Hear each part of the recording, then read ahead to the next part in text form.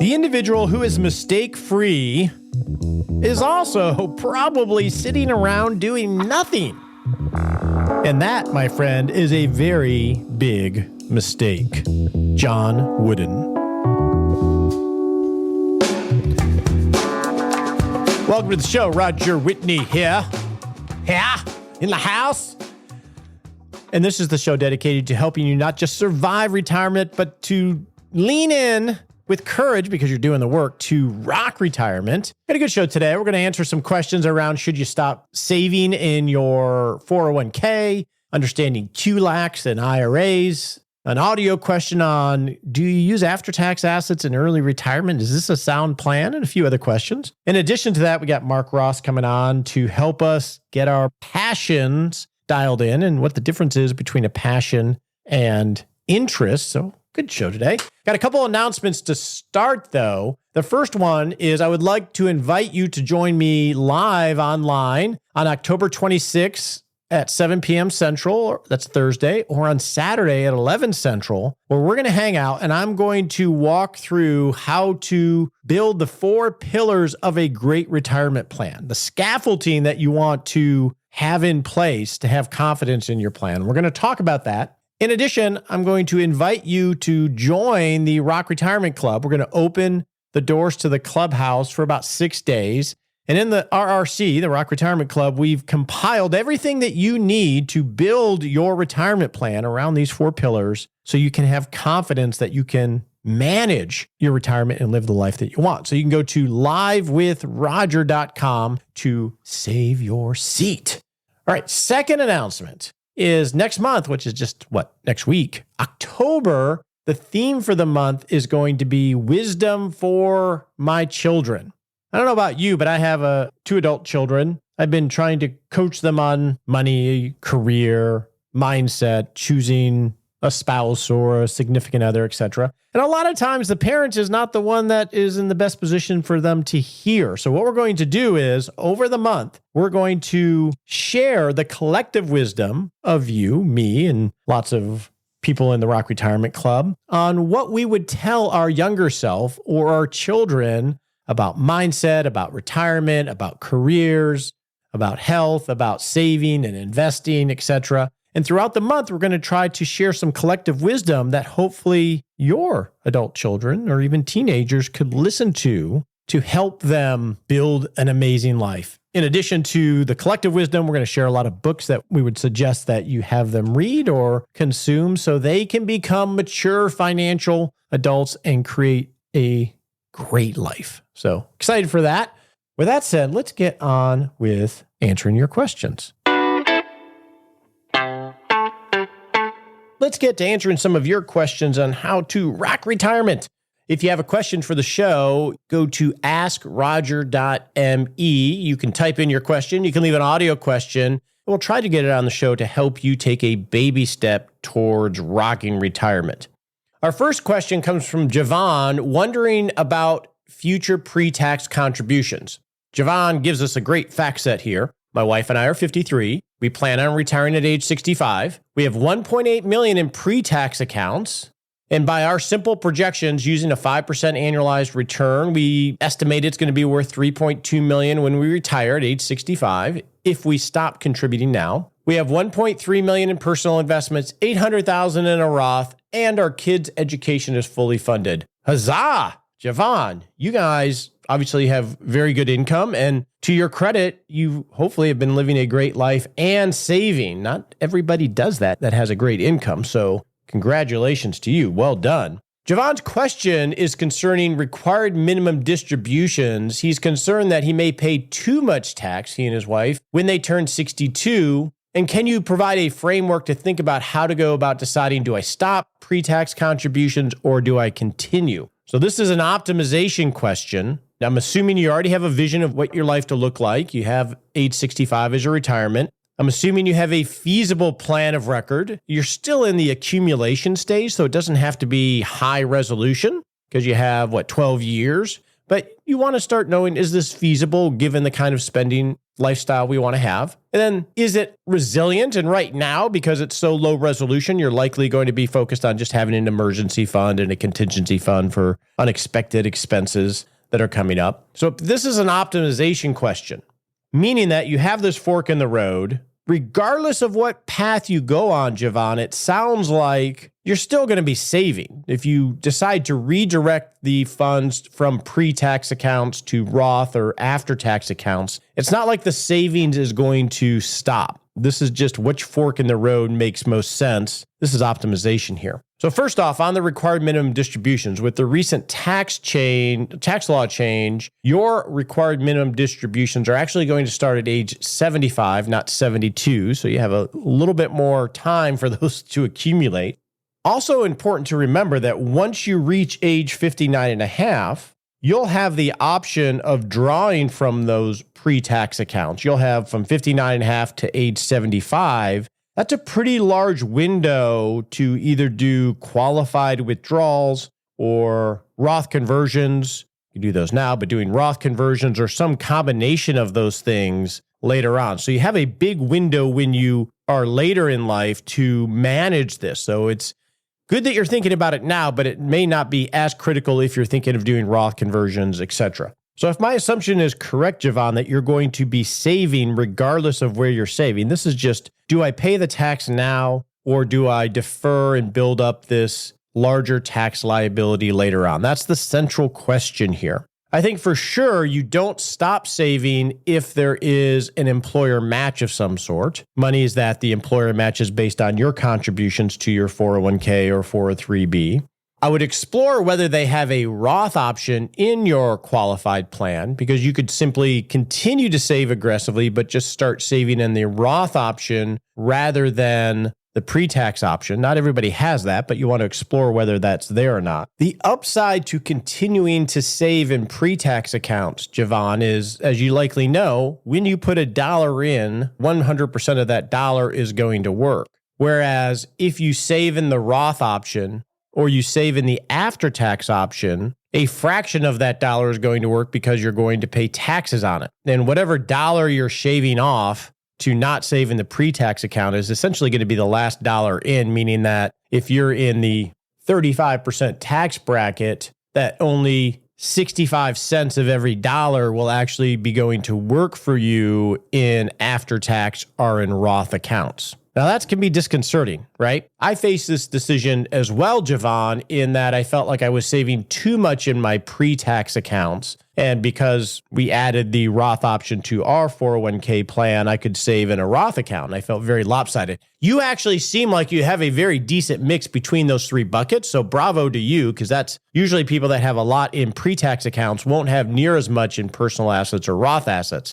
So it sounds like you've already been thinking. What I ended up deciding for myself was I was going to begin saving in my Roth account, even though I was in a similar tax bracket or one of the higher tax brackets. Now, mathematically, you could run spreadsheets all day long. You're not going to get to the correct answer in this case. At least I have not seen a model where it's, oh yeah, it makes total sense. I decided to contribute to my Roth 401k rather than my pre-tax 401k, because I knew that the pre-tax or the employer contribution was going to go in pre-tax, and that will change here in the next few years. So I was already going to have more money going to pre-tax from the employer contribution. I had very little in Roth or tax-free assets, and I wanted to have that bucket built up. And then 3, I had the income to where, although it was extremely annoying to pay the tax, I mean, it's a significant amount of money, I was able to do that without impacting my life in other ways. So that was the decision I came to. Now, this last tax time, when I got a little surprised because I did some calculations wrong, it hurt. So make sure if you do switch from pre-tax contributions to after-tax or Roth that you calculate your taxes correctly, because it could be a big surprise. You put in $25,000, $30,000 in a pre-tax IRA, you're going to pay tax on a good portion of that based on your tax rate. That's a good chunk of change. I was doing this thinking that my future self would thank me for this. And even though I was foregoing the money today, I had enough free cash flow in order to afford the tax. And I was going to benefit by having lower required minimum distributions and build up this other tax bucket from a strategic standpoint, so I had more optionality later on. Now, where you're going to differ from my equation, I think, Javon, is that you already have a lot of money in Roth and a good amount in personal investment assets. If you look at the personal investment assets, for me, primarily it's my businesses, right? Because that's where most of my money goes from an investment standpoint outside of my savings accounts. You've built up a lot of different buckets. So I would call this dealer's choice. Assuming that you keep saving with these dollars, any one of the pathways, continuing to save pre-tax, putting it towards personal investments, or if you're able, putting it into a Roth option, any one of these pathways is going to continue the positive trajectory that you and your family have created for yourself. So it's just a judgment call there. Now, if you decide to stop contributions for any of the accounts, let's say the pre-tax accounts, let's say you stop pre-tax contributions and then don't redirect that to some other savings. Let's say you live a little bit more. If that's a consideration, what I would suggest that you do is make sure that the plan that you have is feasible in the event one of you prematurely dies and you start to need the access to these funds prior to age 65. Make sure that you're well funded for what you want your lifestyle to look like today if one of you were to prematurely die. Now, that could include some other life insurance that you have in place, because if you stop saving, you're going to change that trajectory a little bit. And it may be not detrimental to the feasibility of your plan, but you just want to make sure you check that. The last thing I would suggest is you're talking about age 65 as your retirement. If you go through a structure to say, what is it we really want as a family? Is it feasible given the resources we have? And you have ample resources. You're in the top percentile, right, of wealth. Question your assumption that you work to 65. I'm not saying change it. I'm saying question it. Money comes and goes. Time just goes. If you want a good book to help bring that home mindset-wise, one of the books I finished, I think I talked about it earlier. No, I'm going to talk about it next week, is 4,000 Weeks by Oliver. I don't have the book in front of me. Here it is. Oliver Burkeman, Time Management for Mortals. Because if you have ample resources, I'm not saying stop work, but consider the type of structure you want with your life and see if that is feasible so you at least know you have some options. Because it's easy to be on this train of wealth accumulation and think that we just have to stay on that train when we could get on a slower train. But in terms of where you save, I'm pretty agnostic with you. You got 3 really good buckets. I do think if it were me, I would probably slow down my pre-tax savings and redirect it either to personal investments or to Roth investments. Yes, you're only going to have 65 cents of every dollar going to work, assuming you're in the 35% tax bracket. But if you're still working and you can afford to pay it, you just absorb that, and it's annoying. That's going to slow the trajectory of future required minimum distributions. It's going to build more after-tax assets, in this case, or Roth, which are better for giving and better for the distribution phase of your life. And you're going to neutralize tax risk on what your future distributions from your IRA will be. That's what I would do, assuming you can handle the payment. But this is going to be a judgment call for you. Our next question comes from Jeb related to preferred stocks. This is, again, an optimization question. Already has a vision, already has a feasible plan that's resilient. Now just trying to figure out what investments do I put into whatever layer of the pie cake or allocation that he's implementing. Jeff says, I have preferred stocks in my after-tax account. In general, what is the most likely objective of preferred stocks in a portfolio? What problem are they solving for? Thanks, Jeb. It's a great question. I have not used preferred stocks in some time. The main reason is that the preferred stocks of today are not the preferred stocks that we think of with our grandparents, etc. So they're not your grandparents' Oldsmobile, as the slogan used to say. When you look at individual stock issues, you start with common, which is the lowest issuance of stock, and then you move up to preferred stocks, and there's a whole hierarchy within that. About 15, 20 years ago, the nature, might even be longer than that, the nature of preferred stocks changed. And so, Jeb, when you look at these preferred stocks, you'll want to look a little bit deeper as to what they actually are, meaning that a preferred stock used to be a plain Jane preferred stock. It had a higher order than the common in terms of payout, etc. The newer version of preferred stocks, just in the last few decades, are really, well, it's easier to explain it this way. What a company would do, let's take ABC Company. What they would do is establish a entity called ABC Preferred 1,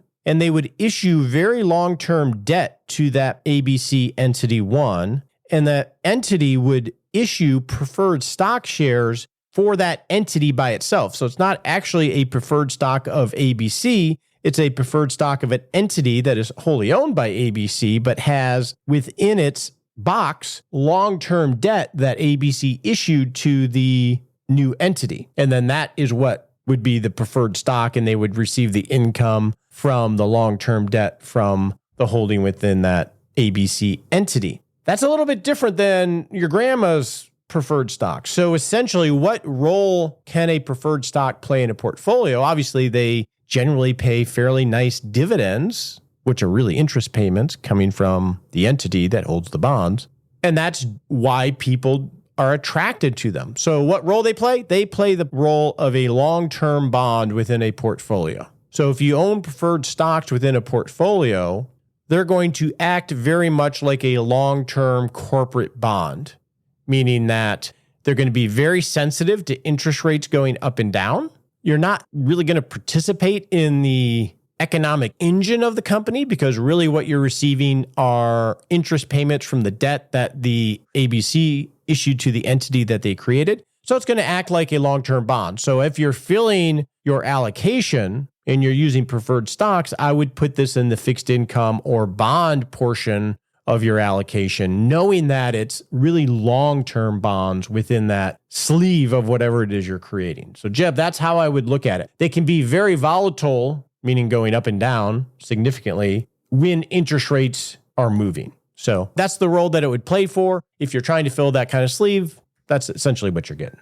Our next question comes from Howard related to QLACS. So QLACS are qualified longevity annuity contracts, which are a strategy that allows you to move money from a qualified plan or IRA to an annuity up to about $200,000 that will defer the required minimum distributions, then have guaranteed payments later in life. It's a structure around that. They have to be structured a certain way. Howard's question is essentially, can a QLACS distribution be treated as qualified charitable distributions? So we got this annuity we buy in an IRA, let's say. When those distributions happen, Howard wants to know, can those be applied as a qualified charitable distribution, meaning that the distribution goes directly to a charity which satisfies required minimum distribution? We've done some research on this, Howard, my team and I, and it's as clear as mud. And I know in other emails that you've been getting some various answers depending on where you go. I don't know the answer. We cannot find a definitive answer of whether a QLAC distribution can be treated as a qualified charitable distribution. My judgment is likely not, because a qualified charitable distribution has to go directly from the IRA to the charity in order to bypass required minimum distributions. And when you create a QLAC, you sort of create a sidecar to your IRA or qualified plan that's separate from. So my guess is not, but I wanted to answer it here on the show, as in Roger doesn't know, just in case there's a very geeky person who's researched this issue, Howard, that might share their knowledge with me so I can share it with you and the other listeners. But in our research, we haven't found anything definitive to say that you can actually do that. So I wanted to share that answer here and see if anybody has more wisdom on the subject than I. Our last question for today is related to where should I save? A related question, but by some younger folks. Charles says, I'm 34, my wife is 40. I know we're not your target audience, but would love your help on should we save in Roth retirement accounts or traditional retirement accounts? I realize this is a judgment call, but I'm trying to think through balancing taxes now versus later. And there's so many unknown and uncontrollables between now and 2050. I'm having a hard time figuring it out. At the moment, I'm contributing Roth to my 401k. My wife is doing traditional to her 403b, which doesn't offer a Roth. Also, at the moment, we have roughly 25% of our assets in Roth, 75% in traditional. Any guidance you can give? It's a great question, Charles, and love to have young folks because all of the things that we talk about actually apply for the most part, at least in longer term planning, but definitely from a strategic standpoint. You're correct. You're not going to be able to figure this out. My suggestion, given your ages, is that you continue to save in Roth IRAs or Roth 401ks. If your wife cannot contribute via her 403b, you could slow hers down and do Roth contributions in a traditional IRA. Definitely get whatever match she's having, but I think it would serve you well to have healthy Roth allocation and healthy after-tax allocation in addition to the traditional pre-tax accounts that you already have. You say about 75% of your assets are already in traditional. We don't have numbers here. I would continue to focus on the Roth and make sure you also build up some healthy after-tax cash that you can have as a contingency fund, as well as just having after-tax investments. I think those three buckets, tax-wise, as much as you're comfortable, pay the taxes now to insure yourself, if that's the right word, against all those uncontrollables that you really can't see going forward. That's going to give you much more optionality as you go. With that said, let's move on and bring on Mark Ross for our Bring It On segment. Now it's time to focus on the non-financial pillars of retirement. Today we're going to talk about passions, having passions in your retirement with retirement coach Mark Ross. Hey, fancy shirt guy. What's going on? Mark always has these fancy shirts on.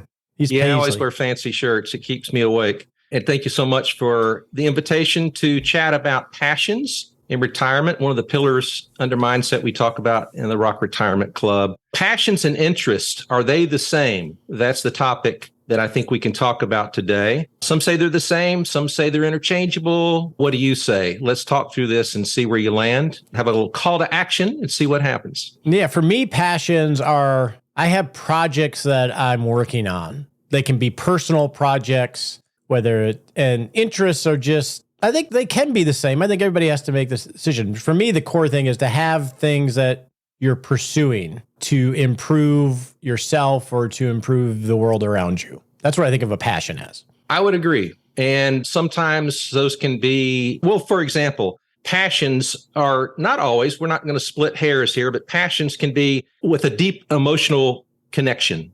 It's like, I love art and I'm committed to that. And I love to dive into it daily in different ways. But I also have interest where I'm just curious and I'll explore and experiment with something, but it may not last very long. So it doesn't really necessarily mean it's a passion. They're just various interests. So that's one difference, a nuance between passion and an interest. Passions usually are related to projects and interest. I have an interest in purging my storage unit so I can get rid of it and quit paying for it, but I do not have a passion at all about that. What is it about storage units? I've never had one, but that's like an American thing. There was an article, I think, in the Wall Street Journal a few weeks ago about that, where it's a huge industry, but it's very U.S.-centric. Is this about consumerism? Well, why do you have a storage unit? I've never had one until we had in-laws who aged and passed away.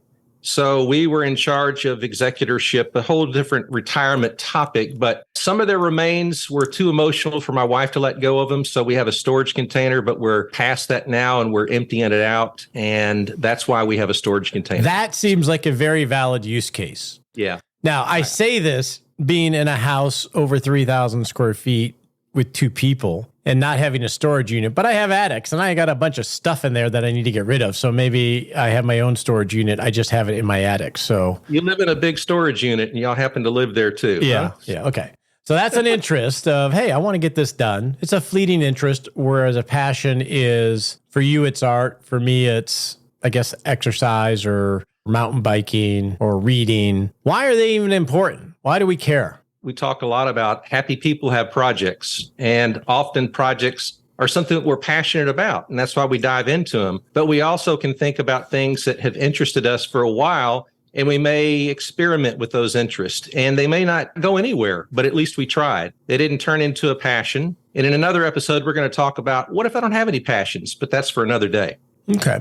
I was listening to a podcast the other day, and the gentleman studied baboons for a couple decades. And he was a scientist, professor as well, outside of the studying baboons. And he talked about certain tribes of baboons when they live in certain environments where he mentioned one that had 3 hours of the day, they were able to get all the food and nourishment that they needed, which meant that they had 21 hours of the day for stuff, just random stuff. And that actually is very problematic, especially for humans. And this was the connection he was making, that if you have 21 hours of the day, because the other 3 are just basic maintenance and food, our minds are very good at tormenting us when we have idle time.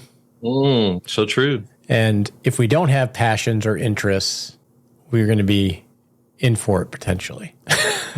Absolutely. And for many of us in this retirement space, whether you're approaching a season of retirement, meaning pulling away from the work you've done for a long time to open up some new horizons, to do some new things, that if we don't have some kind of project or passion or interest that pulls us forward, we can get lost in that 21 hours of who knows what, right? Exactly. So I imagine the action today is to make sure you are thinking about these things. Yeah, think about these things and think about your core values. If you're familiar with your values, usually the top 5, those kind of start pointing toward things that interest you enough, they could turn into passions. And the last thing is that a passion usually has an intense focus. I just started playing the guitar again. Now, am I passionate about that, or is it just an interest? So far, I've been disciplined every day to practice. I really enjoy it. I look forward to it. And I'm passionate about the sounds coming out of this new guitar I bought. So I would say I lean toward it's a passion. If it lasts for a while, I bet it's going to be a passion project that keeps growing. If not, it's just going to be an interest that fleets and flits away. So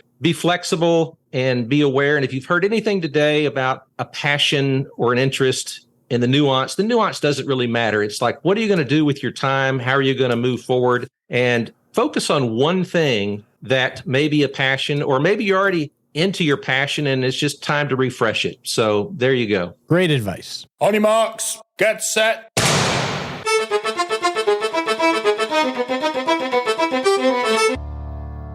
And we're off to take a little baby step you can take in the next 7 days to not just rock retirement, but rock life. All right, in the next 7 days, we're coming up here to the end of the third quarter, ending. Hard to believe. So your action item is to prepare to update your net worth statement for the quarter end. If you've never created a net worth statement, that's okay. Let's start. We'll share a link to a worksheet that will help you on your way to creating one, and you can get that in our 6-Shot Saturday email. If you like the show, you're going to love 6-Shot Saturday. It's a great resource with summary to answers to the question, but also links to resources and links that we talk about on the show.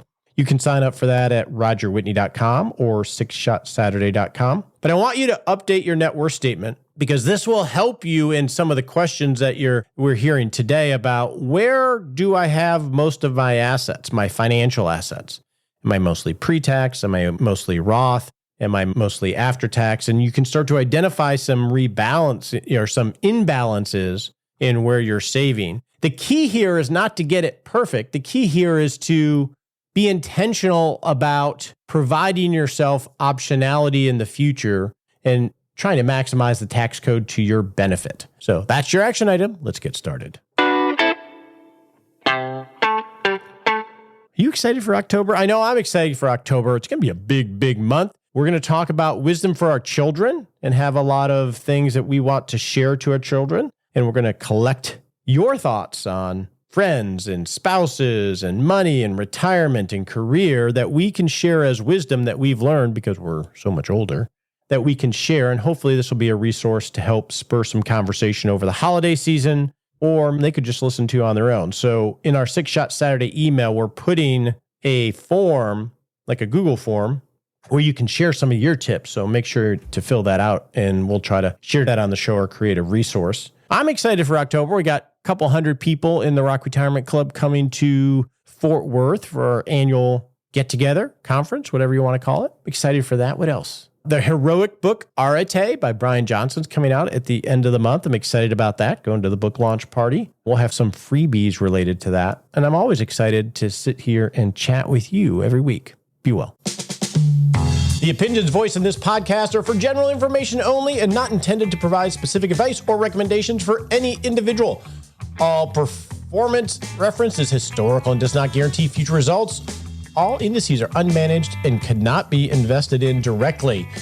Make sure you consult your legal, tax, or financial advisor before making any decisions.